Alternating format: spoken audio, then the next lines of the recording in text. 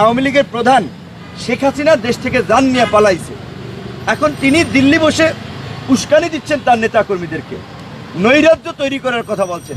এইখান থেকে আবার দু একজনে কথাবার্তা বলতেছে। বরগুনার একজন কিন্তু অলরেডি কট। কাজেই এই যে যারা আস্ফালন দেখাচ্ছে, গোপালগঞ্জ থেকে খবর থাকবে না কারো, কিন্তু আমরা পরিষ্কারভাবেই জানিয়েছি যে এই নৈরাজ্যকারীদেরকে অনতিবিলম্বে গ্রেপ্তার করতে হবে। এই যে ছাত্রলীগ, যুবলীগ, আওয়ামী লীগ সহ সারা দেশে যারা এই ছাত্র জনতার আন্দোলনে বন্দুক উঁচিয়ে গুলি করেছে, ভিডিও ফুটেজ আছে, তাদেরকে ধরতে হবে, কারণ নাহলে এরাই নৈরাজ্যটা করবে। এবং তারা আশ্বস্ত করেছে তারা কাজ করবে।